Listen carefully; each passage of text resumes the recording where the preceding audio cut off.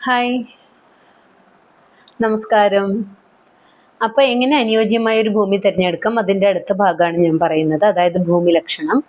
അപ്പോൾ ഇന്ന് ഞാൻ പറയുന്നത് ഭൂമിയുടെ ആകൃതിയും പ്രകൃതിയുമായി ബന്ധപ്പെട്ട കാര്യങ്ങളാണ്. അതായത് ദീർഘചതുരമോ സമചതുരമോ ആയ ഭൂമിയാണ് വീട് വെക്കാൻ കൂടുതൽ നല്ലത്. ദീർഘചതുരമാണെങ്കിൽ തന്നെ അതിൻ്റെ അനുപാതം, വീതിയും നീളവും തമ്മിലുള്ള അനുപാതം 1:2 ആ റേഷ്യോയിലുള്ളതായിരിക്കും കൂടുതൽ നല്ലത്. പിന്നെ ത്രികോണാകൃതിയിലുള്ള ഭൂമി തീർത്തും ഒഴിവാക്കണം, അത് തീരെ ഗുണം ചെയ്യില്ല എന്ന് പറയുന്നത്. നമ്മുടെ അമേരിക്കയുടെ പെൻറ്റഗൺ ത്രികോണാകൃതിയിലുള്ള ഒരു ഭൂമിയിലാണ് അത്ര വെച്ചിട്ടുള്ളത്. അതുകൊണ്ടാണെന്ന് പറയുന്ന ഒരു ഹൃദയകാഠിന്യമുള്ളവരും വക്രബുദ്ധിയുള്ളവരും മറ്റുള്ളവരുടെ രാജ്യങ്ങളുടെ കാര്യത്തിൽ ആവശ്യമില്ലാതെ ഇടപെടുന്നവരൊക്കെ ആവുന്നത് അതുകൊണ്ടാണെന്ന് പറയുന്നു. അമേരിക്കയോട് സ്നേഹമുള്ള ആരെങ്കിലും ഇത് കേൾക്കുന്നുണ്ടെങ്കിൽ എന്നെ ചീത്ത പറയണ്ട, ഞാൻ ഭൂമി ലക്ഷണമാണ് പറയുന്നത്.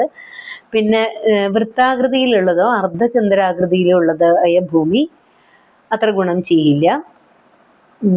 ഗോവിൻ്റെ ഷേപ്പിലുള്ള, അതായത് പശുവിൻ്റെ രൂപത്തിലുള്ള, അതായത് മുൻഭാഗം വീതി കുറഞ്ഞും പിൻഭാഗം വീതി കൂടിയതുമായ ഭൂമി ഗുണം ചെയ്യും. നേരെ മറിച്ച് വ്യാഘ്ര രൂപത്തിലുള്ള, അതായത് മുൻഭാഗം വീതി കൂടിയും പിൻഭാഗം വീതി കുറഞ്ഞതുമായ ഭൂമി നമുക്ക് ഗുണം ചെയ്യില്ല. അതുമാതിരി ഭൂമിയുടെ മധ്യഭാഗം ഒരുപാട് ഉയർന്നിരിക്കുകയോ ഒരുപാട് താഴ്ന്നിരിക്കുകയോ ചെയ്യുന്ന ഭൂമി ഗുണം ചെയ്യില്ല.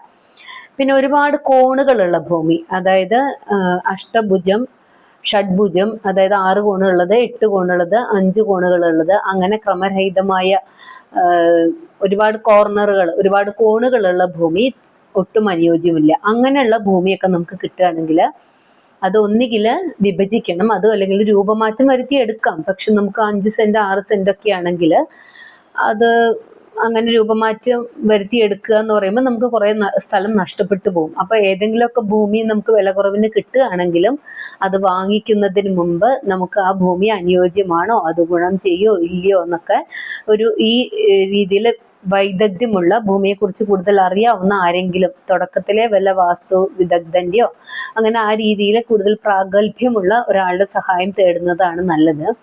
അല്ലാതെ എല്ലാതും കഴിഞ്ഞിട്ട് നമ്മുടെ പ്ലാനും വരച്ചു കഴിഞ്ഞിട്ട് നമ്മൾ ഈ കാര്യത്തിൽ ഒരാളുടെ ഉപദേശം തേടിയാൽ നമുക്ക് ആ കിട്ടിയ ഭൂമി ഒന്നും ചെയ്യാൻ പറ്റാതെ വരും.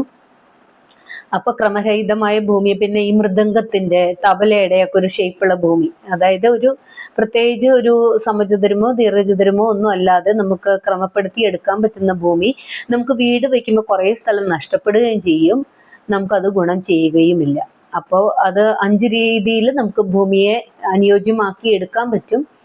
അതിൻ്റെ ഡീറ്റെയിൽസ് നമുക്ക് അടുത്ത വീഡിയോയിൽ പറയാം. Okay, thank